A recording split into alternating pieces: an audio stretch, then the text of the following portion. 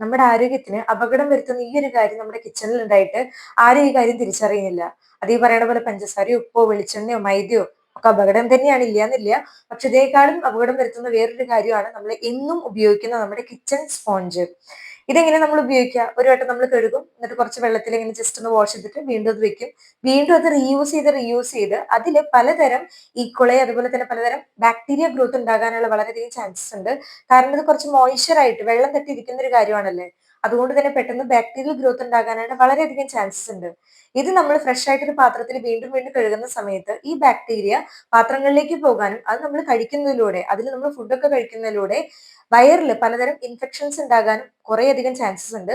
അപ്പൊ ഈ ഒരു തെറ്റ് നിങ്ങൾ ചെയ്യാതിരിക്കുക. ഇതിനെ തടയാനും നമുക്ക് കുറെ കാര്യങ്ങളൊക്കെ ചെയ്യാനായിട്ട് പറ്റും ട്ടോ. അതിൽ ഒന്നാമത്തത്, ആഴ്ചയിൽ നിങ്ങൾ ഒരു വട്ടം ഈ പറയുന്ന കിച്ചൺ സ്പോഞ്ചസ് മാറ്റാനായിട്ട് നിങ്ങൾ ശ്രദ്ധിക്കുക. പിന്നെ എന്നും രാത്രി നിങ്ങൾ കിച്ചണിൽ കാര്യങ്ങളൊക്കെ കഴിഞ്ഞ് കഴിയുമ്പോൾ കുറച്ച് ചൂടുവെള്ളത്തിൽ ഈ സ്പോഞ്ച് ഇട്ടിട്ട് കഴുകിയിട്ട് അത് നന്നായിട്ട് ക്ലീൻ ആയിട്ട് ഉപയോഗിക്കാനും കൂടി നിങ്ങൾ നോക്കുക. അപ്പൊ നമ്മൾ കഴിക്കുന്ന ഭക്ഷണം മാത്രമല്ല, നമ്മൾ ഇത്തരത്തിലുള്ള ചെറിയ തെറ്റുകളും ഇത്തരത്തിലുള്ള പല രോഗങ്ങളിലേക്കും അത് മാറ്റിന്ന് വരാം. അപ്പൊ എല്ലാവരും ശ്രദ്ധിക്കാനായിട്ട് നോക്കുക. എല്ലാവരിലേക്കും ഒരു വീഡിയോ ഷെയർ ചെയ്ത് കൊടുക്കുക. Stay healthy.